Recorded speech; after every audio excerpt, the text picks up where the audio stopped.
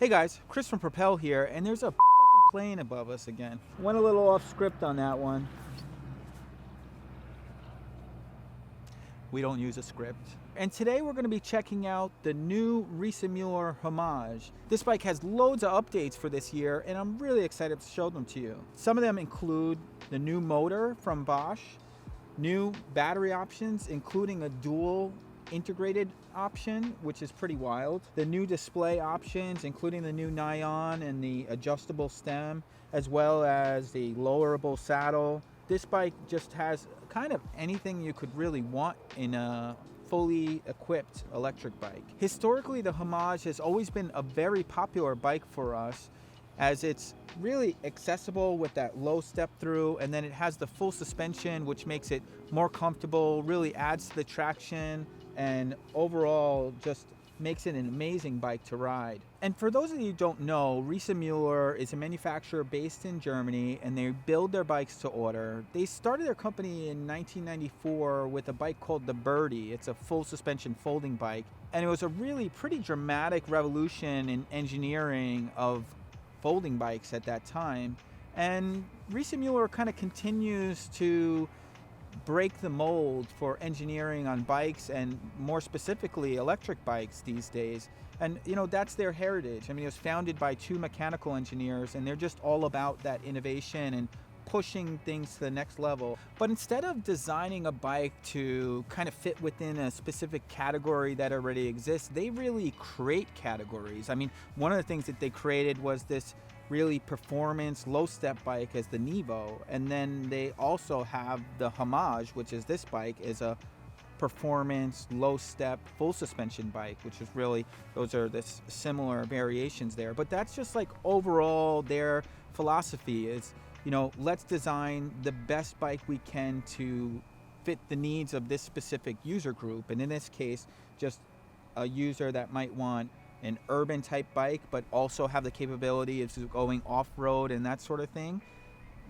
That's what this bike is about. Really, it can handle pretty much anything you throw at it. I mean, it's not going to be like a full-on mountain bike, but you can handle some mild trails. You can handle commuting really well. I like it quite a bit for that type of purpose. I mean, I really appreciate having the low step in that sort of instance. So in looking at the frame of the bike, it's clearly identifiable as something quite special and different. I mean, you know, it has this low step. This particular one is a dual battery version, which is quite unique, but we'll get into that in just a moment. But it's got this low step to it. It's got rear suspension as well as front suspension, which really add to the comfort. But it's not just about comfort, it also is about traction. Riese and Muller calls it control technology, and the idea is that when you're riding the bike and actually you hit bumps in the road, the wheel stays planted in the ground. So actually when you take a non-rear suspension bike and you drop it on the ground, it'll bounce quite a bit. But with the rear suspension, you drop it and it just kind of stops there. And it's a similar experience when you're riding the bike, where you actually go over bumps and the wheel stays planted. This becomes very helpful when you're riding in urban environments. Say you have to stop suddenly. You know, if your wheel's off the ground and you pull that rear brake, you don't have anything to stop there. So this is a big deal. Now, most people think like, oh yeah, I've been riding a normal bike, it doesn't have rear suspension all these years and it hasn't really given me an issue. But if you actually focus in on it, I think you might find that this actually is a challenge that you encounter. And I really appreciate that they actually set out to solve this problem. Another nice feature of the frame is this integrated rear carrier. And one of the things that you'll sometimes find, you know, with the full suspension bike, it's really challenging to add a rear rack to it, because you can add it to the rear seat stays, but then it ends up adding more weight to that rear wheel, and the suspension doesn't work as well. So having the rack suspended as you are is really nice. So some other features of this rack is you have this nice rubber strap, which is adjustable. You can put like a jacket under here or a bag or something like that. And then you have this clip system. It's called MIK, and there are specific bags that are made to clip in here, but you can also get plates to attach to your own bag if you prefer. This is really well set up for pannier bags as well. You have these lower blockers to prevent the bag from hitting into the the wheel, or just overall it's really well equipped to carry a decent amount of luggage. I mean, I should note that this is rated for 20 kilograms, which is about 44 pounds. And the bike is also nicely outfitted with fenders that, are going to keep you pretty well protected in the rain. So in getting more into the frame of the bike, it's available in several different sizes. It starts in the 49 centimeter, which is their smallest size. And that could generally fit riders in the low 5-foot range. It really depends on the inseam. I find that quite often women have a longer inseam than men, so perhaps a shorter woman could fit it a little bit better. But generally speaking, if you're a very short rider, we often recommend the Nevo 3, the 43 centimeter, because it's specifically made to fit shorter riders, and that's kind of more in that 5-foot range. This one's a 54 centimeter. I probably would pick a 54, but I certainly could ride a 49. The 58, for that matter, though, would be a little bit large for me. The nice thing about that 58, it goes to fit pretty tall riders. I mean, you could be 6'6", 6'7", perhaps even 6'8" for some riders, but nothing can really beat test riding one. But we always try to accommodate. We actually have some employees that are in like the low 5-foot range, so if you need some of those details, we might be able to accommodate. We do that often, actually. So the bike is available in 2 different frame colors. It's available in a gloss white color as well as a deep sea blue, which is this one here. Now I should note that the dual battery version is only available in the deep sea blue color. So while we're talking about the frame, I should really talk about what the ride experience is on this bike and the ride geometry and that sort of thing. I think a lot of people tend to focus on that, including myself, and thinking about they tend to want a bit more of an upright seating position, and I think that's totally fair and it makes a lot of sense. My general recommendation is, why not sit a bit more upright? Now, you don't generally want to go all the way upright because you might lose a little bit of control of the bike, but the nice thing about these, if you get any of the upgraded stems, you have full adjustability, so you can actually ride in a slightly more sporty position. It's by no means aggressive, but it's a bit more forward. But actually, if you pull this stem back, you can sit more upright. Now, you're not going to be quite as aerodynamic, and you are not going to have as much weight balanced on that front wheel, so your handling will be impacted a little bit, but it's nice that you have the rear suspension, so when you do put that additional weight on the rear seat, you're going to actually be able to absorb that with the rear suspension. This is the standard bars, but you actually can upgrade to what's called the Comfort Kit, and that actually gives you a slightly more swept back handlebar with a slightly wider saddle. This is the Cell Royale look-in saddle. It's got this 3D skin gel. It's really pretty comfortable. Outside of that, just wrapping up with the touch points, it's got the nice ergonomic Ergo GP1 grips, which is really comfortable, give you good support. And then it comes with the kind of more standard pedals. A lot of times people make comments about the pedals, but it's one of the more common upgrades that people do. However, if you do opt for the GX option, you get a slightly wider platform pedal on the bike. And the GX option is for that off-road riding. You get these kind of slightly more aggressive tires on there as well. One other detail I'd like to just cover while we're on this topic about saddles and all that sort of stuff is this lowerable saddle, otherwise known as a dropper seat post. This is something that most commonly is used for mountain bikes and actually allows you, with the push of a button, to actually push the saddle down. That's really helpful in mountain biking situations when you want to get the saddle out of the way, but actually I find this really to be helpful in urban environments when I come to a light and I just want to put my feet flat on the ground. For the drivetrain on the Homage, you have a bunch of different options, starting with the touring version, which is a traditional derailleur, and that's going to come standard with a 11-speed XT derailleur, something you more commonly find on a mountain bike, but it's pretty fitting for this bike.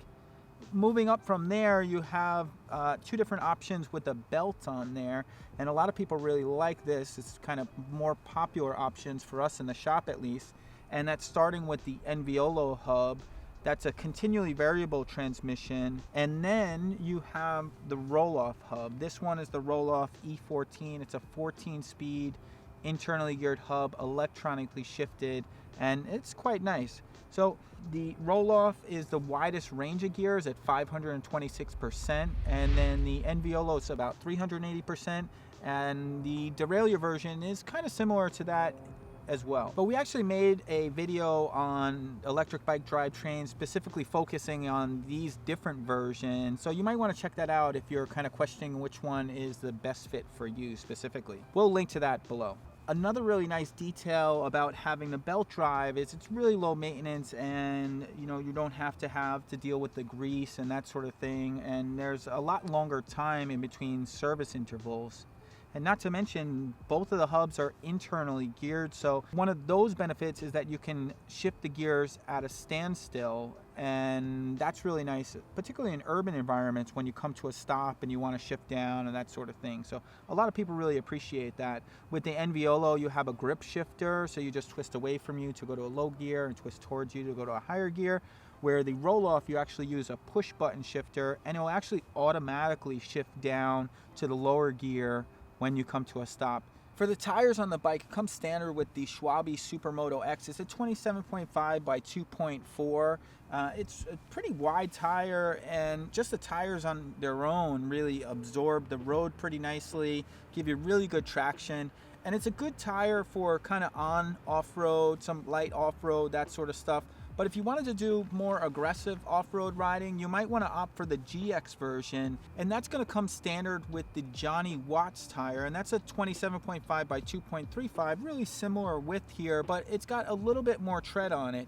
So just slightly more tread in the center, but a bit more tread on the edges for really optimal cornering and handling and some of the looser terrain you might find off-road. So that's a really nice option, and I appreciate that they have these new tires available because they have some more puncture protection than the previous rock razors you found on some other GX models. The suspension I mentioned before, it's a Suntour Ion. It's specifically made for e-bikes, so it's really pretty heavy duty, and it's 100 millimeters of travel, which is really plenty for this type of bike. And the rear suspension has a nice lockout and rebound adjust, which is a really nice feature. And to set the bike up for your body weight, you're going to adjust the suspension based on the air. And one of the really nice details with Riese and Muller, they actually include a suspension pump, which I really appreciate that because they probably note that most people might not have those, in their possession. It takes a little bit more pressure, that sort of thing. So it's kind of cool. All right, ready? Hey, I just wanted to interrupt the review real quick. We always try to film these videos in some really nice scenery, and you can't always see it so well, but now just happens to be like just this epic view of Mount Wilson back here, and it's just really, really beautiful. So I figure it was worth the little stop to show you guys that. One of the beautiful sights in the LA area, if you will. Those are actually the Angeles Mountains. I think I'm saying that right, but pretty cool.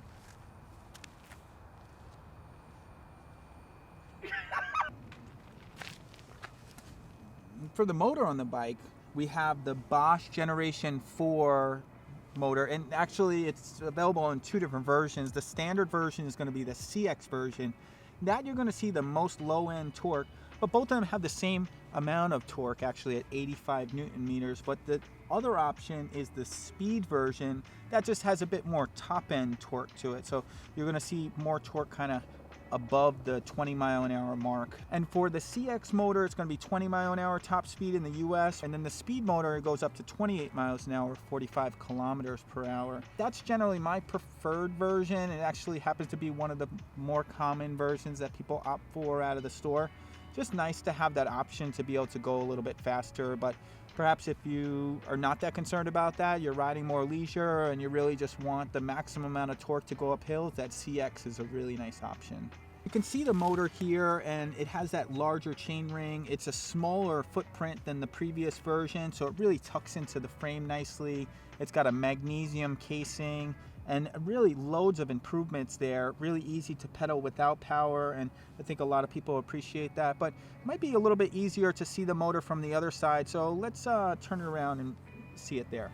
And you can see the motor badge here saying Bosch Performance Speed. If it was the CX, it just has a CX under there. But they use a technology called pedal assist. Basically, they use several different sensors, and they do it really well. One of the things that a lot of people might not necessarily know, that Bosch is actually one of the leaders in the world for sensors, and you'll find their sensors in all different places, like self-driving car and the iPhone and different things like that. But inside the motor, they have a sensor that senses how hard you're pedaling. That's called a torque sensor. They have another sensor that senses how fast you're pedaling, and then one other sensor that senses how fast the bike is going overall.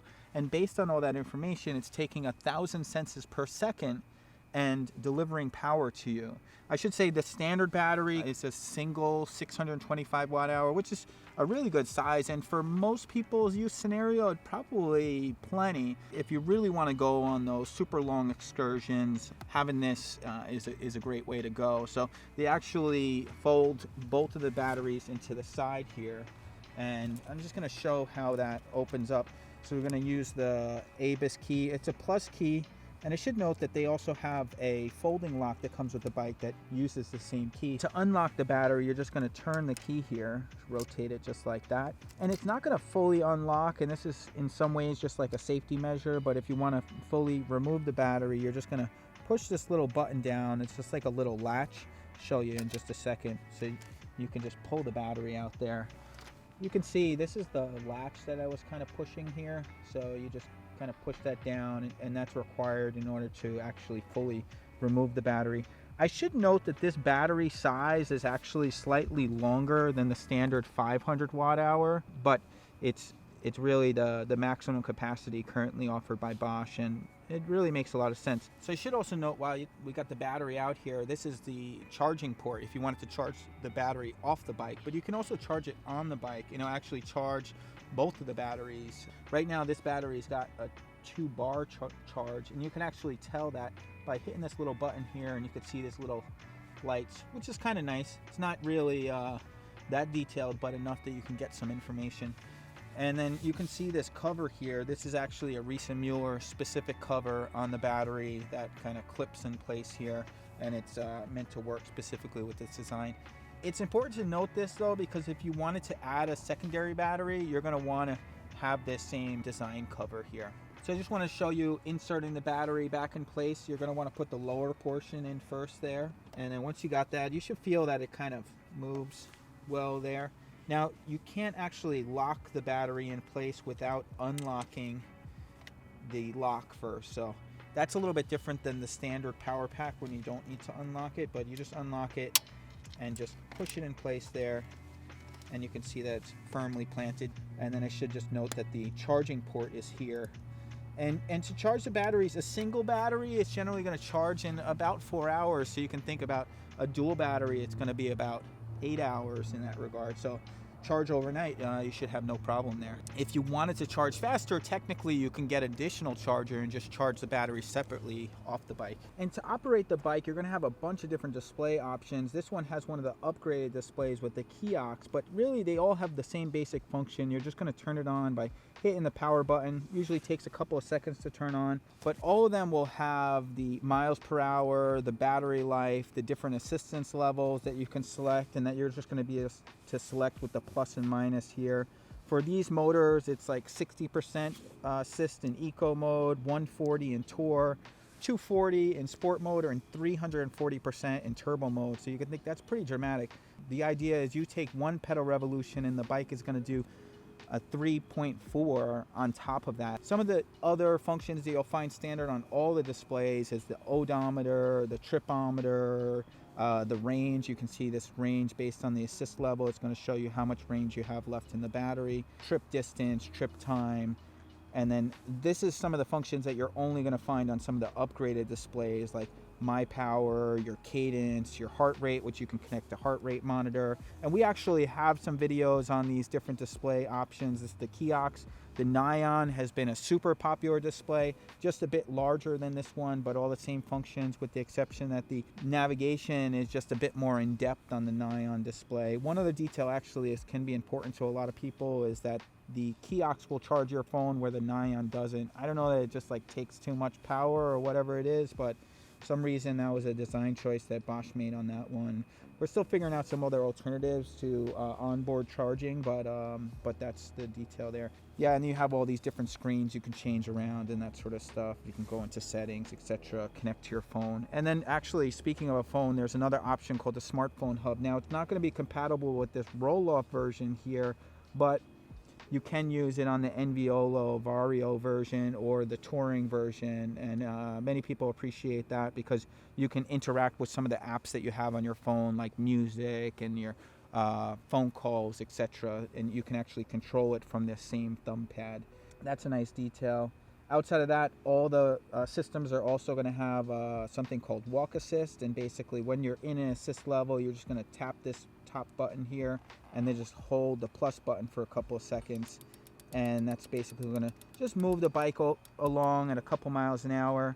And many people find that to be particularly helpful, especially if you're pushing the bike up a hill, you're not riding and that sort of thing, or if you have a lot of load on it, you know, bags and that sort of stuff. You'll see the light indicator here. Actually, one other thing on this one specifically you'll want to note is this number 5 here. You might be wondering what that is, and that's actually the roll-off gear. So it's actually in 5.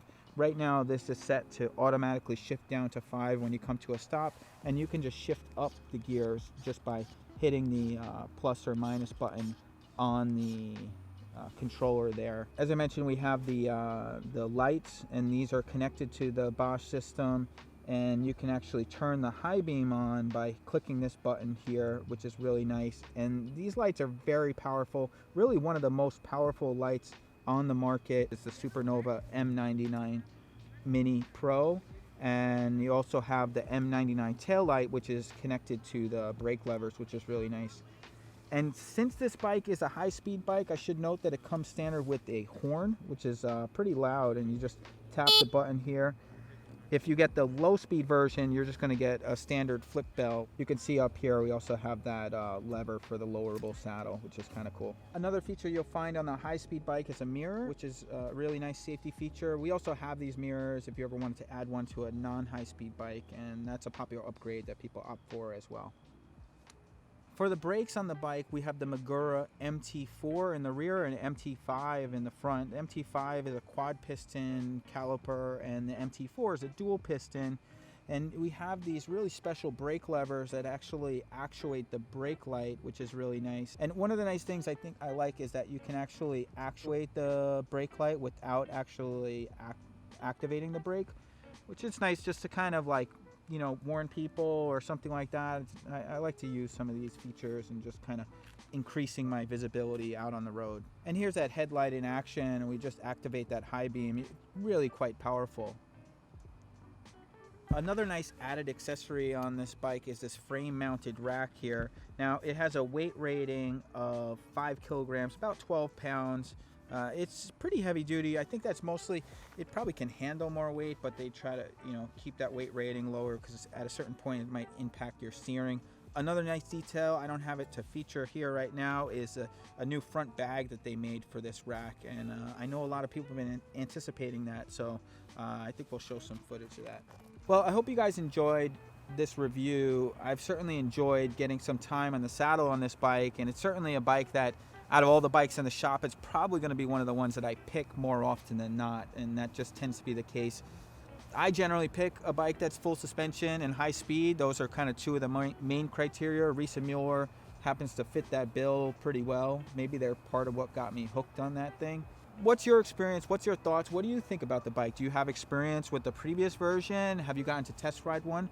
Maybe you own one. I mean, we got these demo bikes in with some new customer bikes. I'm interested to know what your experience has been so far. Oh yeah, and you might be wondering, all these features, what's the price?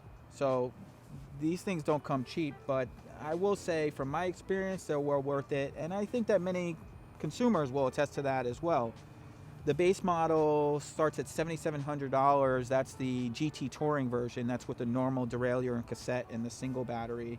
However, if you upgrade to kind of the most top level spec, which would be the GT roll-off high speed with dual battery and all the options, ends up being around about $12,000. So, you know, it's one of the more expensive electric bikes on the market, but if you were to ask like what's one of the best electric bikes on the market, I would probably say this bike.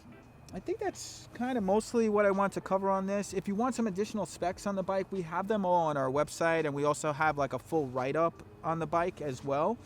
So you might want to check that out. That's propelbikes.com, and I look forward to seeing you guys in a future video. Well, see you soon.